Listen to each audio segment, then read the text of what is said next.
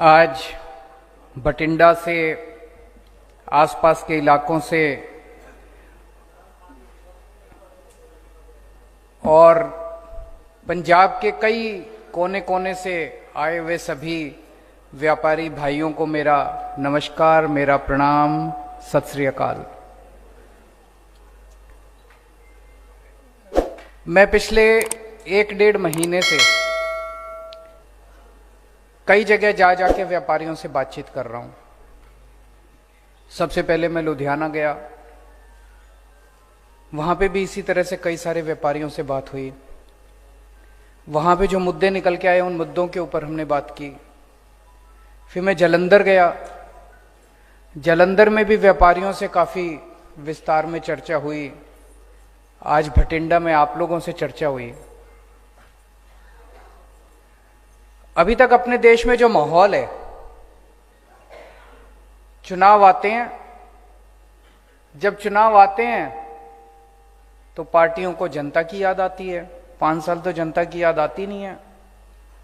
फिर जब जनता की याद आती है तो अपने कमरे में बैठ के फिर कुछ मैनिफेस्टो बनाते हैं। अभी मैं आपको अमन अरोड़ा जी ने बताया कि एक पार्टी ने मैनिफेस्टो बनाया, 13 पॉइंट लिखे हैं। उन्हें पता ही नहीं जनता को चाहिए क्या। हम भी बना सकते थे, हम भी बैठ जाते कमरे के अंदर और बना लेते, अपने 4-5 एमएलए को बिठा लेते, हम बैठ जाते और बना लेते। जब तक हम आपके बीच में आके आपसे समस्याओं के बारे में नहीं, और केवल समस्या नहीं, अपने को पंजाब को एक अलग लेवल पे ले जाना है, विकास के अलग लेवल पे ले जाना है अपने को, वो कैसे ले जाना है ये तो आप ही लोग बताओगे ना। मनीष सिसोदिया जी ने दिल्ली के अंदर स्कूल ठीक करे, हमारे सतेंद्र जैन जी ने दिल्ली के अंदर मोहल्ला क्लिनिक बनाए, सरकारी अस्पताल ठीक करे। कैसे करे? ऐसा थोड़ी कि हमको सब कुछ आता था, पर यह जरूर है कि हम 24 घंटे जनता के बीच में घूमते रहते हैं और हम उन लोगों को ढूंढते हैं जिनको यह काम आता है, उनके साथ बैठ के बनाते हैं। तो मैं शुक्रिया अदा करता हूं सतीश अरोड़ा जी का, करनैल सिंह जी का, प्रदीप बंसल जी का, तरसीम गर्ग जी का, राजेंद्र मित्तल जी का, अजय बंसल जी का। मैं उम्मीद करता हूं इन लोगों ने जो जो बातें कही वही मोटे मोटे तौर पे बाकी लोगों की भी बातें होंगी। मैं सारी नोट कर रहा था। सतीश अरोड़ा जी ने होटल इंडस्ट्री के बारे में बताया। 1700 होटल बैंकरप्ट हो गए, 2700 होटल बंद हो गए। कोरोना बहुत बड़ी महामारी थी जिसकी वजह से सारे बिजनेस पे असर पड़ा। उसका तो कुछ कर नहीं सकते थे, पूरी दुनिया के अंदर महामारी थी। लेकिन उस कोरोना की महामारी में जो जिम्मेदार सरकारें थी, जो सेंसिटिव सरकारें थी, उन्होंने अपने लोगों के साथ मिलकर उनका साथ दिया।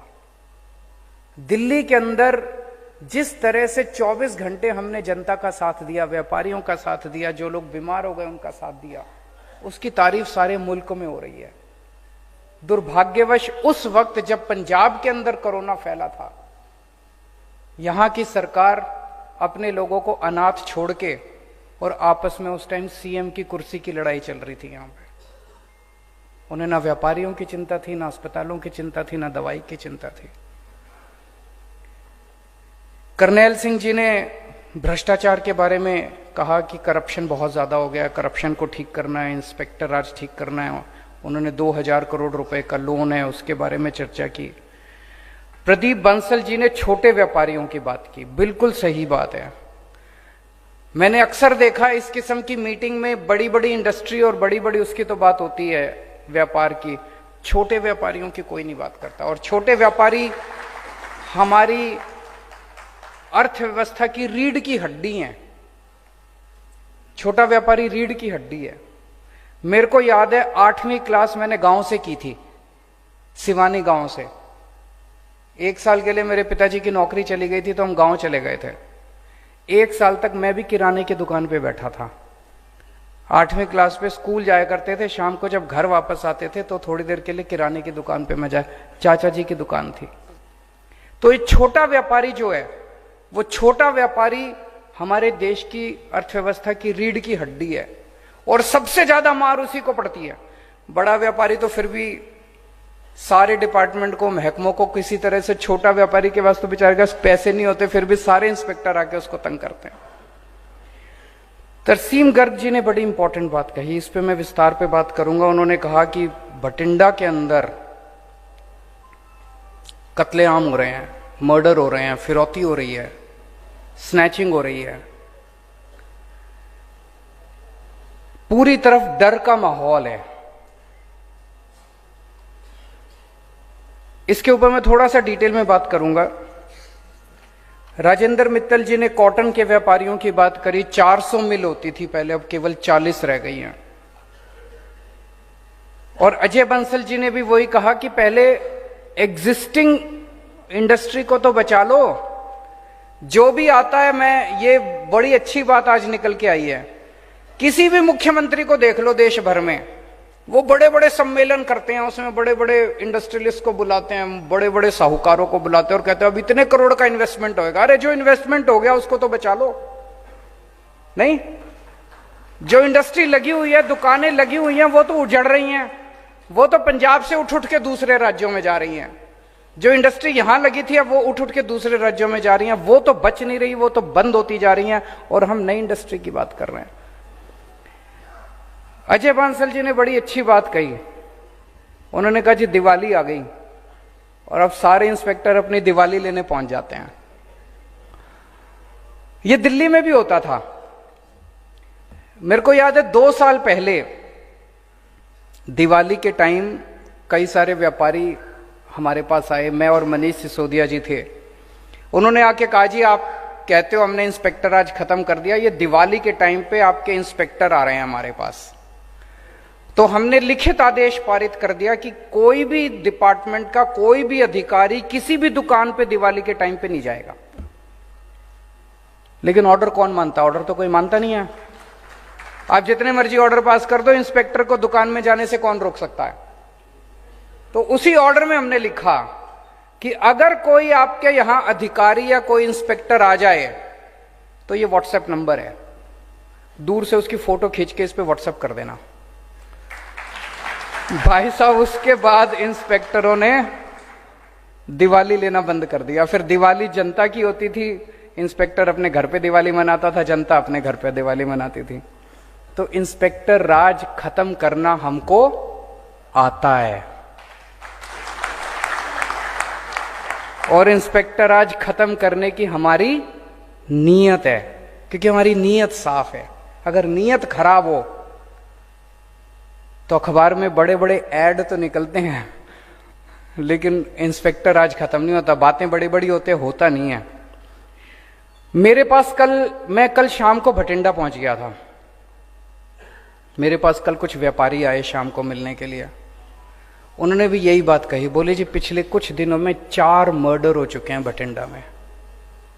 पूरी तरफ चारों तरफ फिरौतियों का माहौल है, व्यापारी डरा हुआ है, स्नैचिंग हो रही है। शाम अगर कोई घर से बाहर निकलता है तो चारों तरफ देखता है कि कोई मेरा पीछा तो नहीं कर रहा। एक जोजो टैक्स करके भी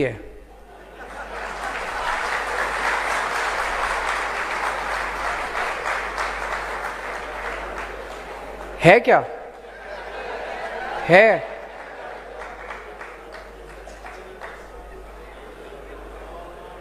तो दोस्तों, ऐसे माहौल में व्यापारी अपना व्यापार कैसे करेगा? ऐसे माहौल में तो व्यापारी अपना व्यापार नहीं कर सकता। अब आप सोचो, अगर आप अपने एसी कमरे में बैठ के अगर मैनिफेस्टो बना देते तो इस जोजो टैक्स का कैसे पता चलता? जोजो टैक्स तो तभी पता चलता है जब आप लोगों के बीच में आते हैं हम लोग। तो आज 2 ऐलान करके जा रहा हूं मैं, और जैसा मैं अक्सर कहता हूं कि मैं जो कहता हूं मैं बड़े सोच समझ के कहता हूं, पूरी कैलकुलेशन करके कहता हूं। 2 बड़े ऐलान करके जा रहा हूं। पहला, हमारी सरकार बनेगी, फरवरी में चुनाव है, मार्च में नतीजे आ जाएंगे। 1 अप्रैल के बाद हर व्यापारी की सुरक्षा हमारी जिम्मेदारी होगी।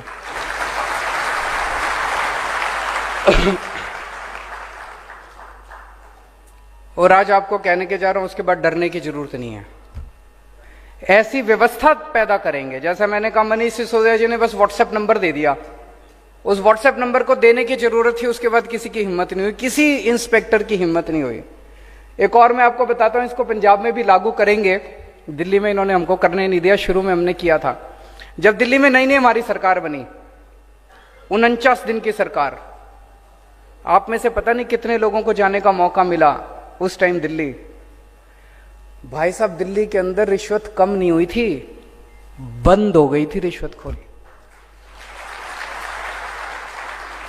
मैंने सबको बोला, ऐलान कर दिया, होर्डिंग लगा दिए चारों तरफ कि अब अगर आपसे कोई रिश्वत मांगे, मना मत करना, अपना मोबाइल फोन निकाल लेना, उसकी रिकॉर्डिंग कर लेना।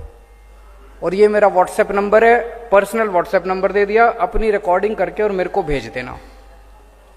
अब तमाशा देखो, किसी दफ्तर में कोई जाता था, अफसर कुछ उसको कहता था, वो कहता था फोन निकालूं, फोन निकालूं। मेरे को कुछ करने की जरूरत नहीं पड़ी, अपने आप पूरे 49 दिन की सरकार थी, 49 दिन में जितनी शिकायतें आई, 32 अफसरों को मैंने जेल भेज दिया। हड़कंप मच गया पूरे दिल्ली के अंदर, हड़कंप मच गया। अफसरों ने पैसे लेने बंद कर दिए, ट्रैफिक पुलिस के अंदर पैसे लेने बंद कर दिया, सबने सब। कोई ताकत देखो आम आदमी के अंदर कितनी बड़ी ताकत आ गई थी। लोग कहते थे फोन निकालूं, लेकिन जब हमारी 49 दिन की सरकार गई तो वो फिर सारे अधिकारी पहुंचे, बोले अब 4 गुना लेंगे तुमसे, बुलाओ अपने केजरीवाल को। लेकिन फिर आके दोबारा ठीक किया, फिर केंद्र सरकार ने हमारी एंटी करप्शन ब्रांच छीन ली, हम जो कर रहे थे वो कर नहीं पाए। लेकिन अब पंजाब फुल स्टेट है, पंजाब के अंदर ये सब लागू करेंगे, हमको करना आता है। तो सबसे पहली चीज, हर व्यापारी को सुरक्षा हमारी जिम्मेदारी है। हर व्यापारी को सुरक्षा देंगे, डरने की जरूरत नहीं है, डर डर के व्यापार नहीं करना, खूब तरक्की करो। आजकल एक व्यापारी सोचता है यार ज्यादा व्यापार बढ़ गया तो फिर ये आ जाएंगे तंग करने के लिए, है कि नहीं है? वो सोचता है इतना जितना है इतना ही बना रहे, बच्चों की रोटी रोजी रोटी चलती रहे, ज्यादा बढ़ाने। अब ऐसा नहीं होगा। 1 अप्रैल के बाद आप तरक्की की अभी प्लानिंग कर लो सारी, कि 1 अप्रैल के बाद क्या करना है, सारे जने बैठ के प्लानिंग कर लो, बड़े बड़े प्लान बनाओ। हमें तरक्की चाहिए, अब किसी व्यापारी को तंग नहीं किया जाएगा। जितना ये लूट खसौट है ये बंद करेंगे, अपराधियों से सुरक्षा देंगे, आपसी भाईचारा करेंगे। किसी किस्म का बैर, किसी किस्म का नफरत ये नहीं होना चाहिए। आपसी भाईचारा होना चाहिए, अमन होना चाहिए, शांति होना चाहिए, कानून व्यवस्था अच्छी करेंगे। ये सब अगर ऊपर से इशारा चला जाए, कई जो अच्छे पुलिस वाले ना वो बताते हैं, कहते हैं जी जिस दिन पुलिस ठान ले कि हमें अपराध नहीं होने देना, बोले हमारा इंटेलिजेंस सिस्टम इतना तगड़ा है, 1 अपराध नहीं होगा शहर में अगर पुलिस ठान ले तो। और पुलिस की भी गलती नहीं है। पुलिस को कौन कहता है? जो टैक्स वाले कहते हैं। इशारा वहां से आता है। जब नीयत खराब होती है ऊपर बैठे वालों की कि पैसे इकट्ठे करके लाओ, पैसे इकट्ठे कर, फिर एसएचओ भी पैसे इकट्ठे करता है, फिर पुलिस वाला भी पैसे, इंस्पेक्टर भी पैसे इकट्ठे करता है। तो पहली चीज, हर व्यापारी को सुरक्षा देंगे। दूसरी चीज, जैसे दिल्ली में किया, पंजाब के अंदर भी हम आपको एक ईमानदार सरकार देंगे। ये बहुत बड़ी बात कह रहा हूं मैं। आज तक राजनीति के अंदर किसी ने ईमानदारी की बात करी नहीं थी। ईमानदार कोई बचा ही नहीं था। न पार्टी बची थी, न नेता बचे थे। भ्रष्टाचार की बातें होनी बंद हो गई थी। सारे ही भ्रष्टाचारी थे। कौन करेगा भ्रष्टाचार की बात? सारे ही चोर थे, सारे ही डकैत थे। पहली बार एक पार्टी आई है जो कह रही है कि दिल्ली के अंदर ईमानदार सरकार बनाई है, पंजाब के अंदर भी आपको एक ईमानदार सरकार देंगे। ये जितने भ्रष्टाचारियों के जाल हैं, भ्रष्टाचारी नेता, भ्रष्टाचारी अफसर, इनसे आपको मुक्ति दिलाएंगे। ये जो हफ्ते का सिस्टम है इससे मुक्ति दिलाएंगे, ये जो महीने का सिस्टम है इससे मुक्ति दिलाएंगे, इंस्पेक्टर राज से मुक्ति दिलाएंगे। करके दिखाया है, दिल्ली के अंदर रेड राज बंद कर दिया, इंस्पेक्टर राज बंद कर दिया। और उसके लिए पूरी व्यवस्था जानबूझ के हम लोगों ने ऐसी व्यवस्था बना रखी है कि इंस्पेक्टर राज चलता रहे, पैसे इकट्ठे होते रहे। कानून बदलेंगे, रूल्स बदलेंगे, ऑर्डर बदलेंगे, व्यवस्था बदलेंगे, ताकि इंस्पेक्टर के पास पैसे लेने का कोई जरिया ही ना बचे।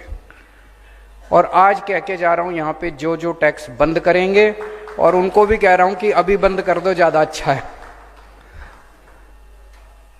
तो अब किसी व्यापारी को तंग नहीं किया जाएगा, व्यापारियों को इज्जत बख्शी जाएगी।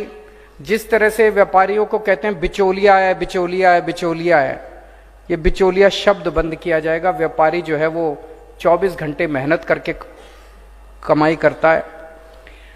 लुधियाना में और जालंधर में जब व्यापारियों से बात करी तो दो बड़ी चीजें निकल के आई जो मैं कहना चाहता हूं। एक तो ये कि बिजली का पावर कट बहुत लग रहा है, तो पावर कट बंद करेंगे। दिल्ली में भी पहले बहुत पावर कट लगता था, जैसे पंजाब में अभी स्थिति है वैसे दिल्ली में भी स्थिति थी। पंजाब में पावर की कमी नहीं है, पंजाब पावर प्रोड्यूसिंग स्टेट है, लेकिन बिजली फिर भी नहीं आ रही। दिल्ली में भी पावर की कमी नहीं थी, बिजली खूब थी, फिर भी बिजली नहीं आती थी। जब हमारी सरकार बनी पहली बार 7-7, 8-8 घंटे के 2014 में पावर कट लगा करते थे। दिक्कत क्या थी दिल्ली में, मैं समझता हूं पंजाब में भी शायद वही दिक्कत होगी, उसको स्टडी करेंगे। और दिल्ली में क्या दिक्कत थी कि जितनी तारें थी, ट्रांसफार्मर थी, पुराने हो चुके थे, गल गए थे। जब मर्जी कोई ट्रांसफार्मर फूक गया, जब मर्जी कोई ट्रांसफार्मर खराब हो गया, जब मर्जी कोई तार खराब हो गई। मैंने और सतिंदर जैन जो हमारे पावर मिनिस्टर हैं, हम दोनों ने मिलकर खड़े होकर 2.5 साल के अंदर, 2.5-3 साल के अंदर हमने सारे बदलवाए। आज दिल्ली के अंदर 24 घंटे बिजली आती है। तो दिल्ली के अंदर जैसे 24 घंटे बिजली करी, ऐसे ही पंजाब के अंदर बिजली देंगे आपको, 24 घंटे बिजली देंगे। और एक मुझे बताया गया कि वैट के रिफंड बहुत ज्यादा, पुराना जो वैट था तब के रिफंड पेंडिंग पड़े हैं।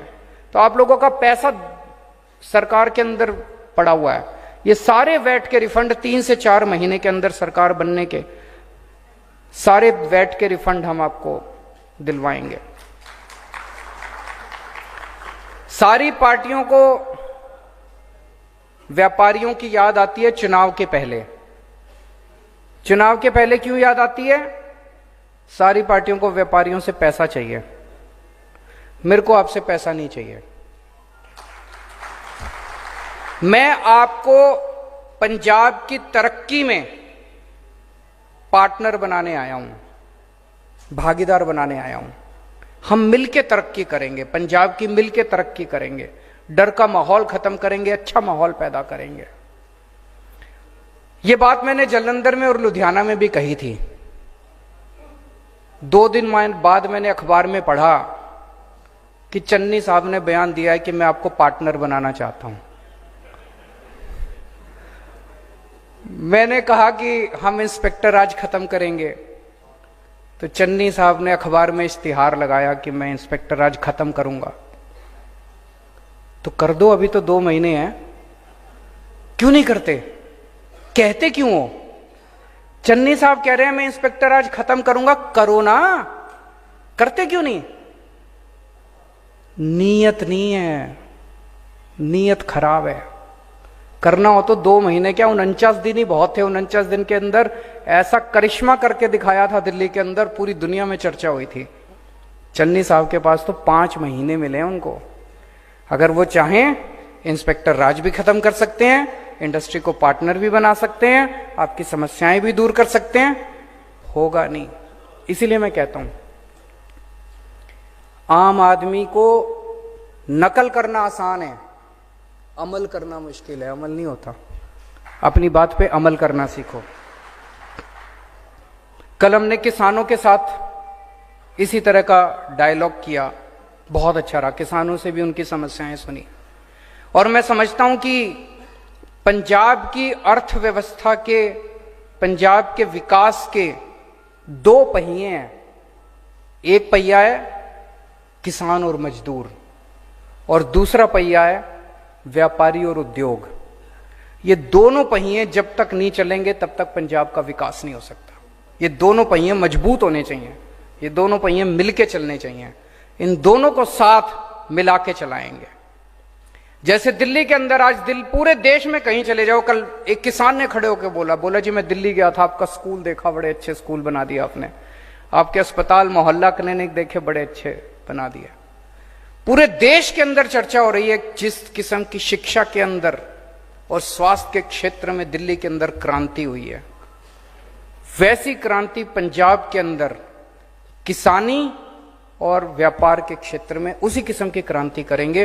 पूरा देश उसका अनुसरण करेगा, पूरा देश पंजाब की तरफ देखेगा जिस तरह का विकास हम करेंगे।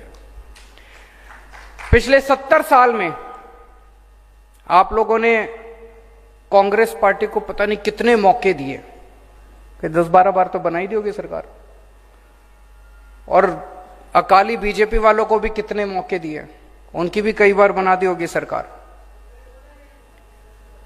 आपसे एक मौका मांगने आया हूं, बस एक मौका आम आदमी पार्टी को देके देखो। दिल्ली के व्यापारी पहले कहा जाता था सारे बीजेपी के होते थे, 5 साल के अंदर सारे आम आदमी पार्टी के हो गए। मैं आपको विश्वास दिला के जाता हूं, आज मैं आपसे मौका मांग के जा रहा हूं, 5 साल के बाद यहां जितने बैठे हैं और जितने बाहर सुन रहे हैं, पूरे पंजाब के व्यापारी आम आदमी पार्टी के मुरीद होंगे। हमने कोई जो टैक्स लगा के या गुंडा टैक्स लगा के या फर्जी केस करके ऐसे लोगों को नहीं डराया, हमने लोगों का दिल जीता है, लोगों के काम करे हैं, लोगों के बच्चों का भविष्य बनाया है, उनके परिवार का ख्याल रखा है। तो पंजाब एक मौका आम आदमी पार्टी को देखे, मैं आपको वचन दिलाता हूं कि सारी पार्टियों का आप भूल जाएंगे, उसके बाद आम आदमी पार्टी को हिलाने वाला कोई नहीं मिलेगा पंजाब के अंदर। आपका बहुत बहुत शुक्रिया, बहुत दूर दूर से आप लोग आए हैं, थैंक यू सो मच।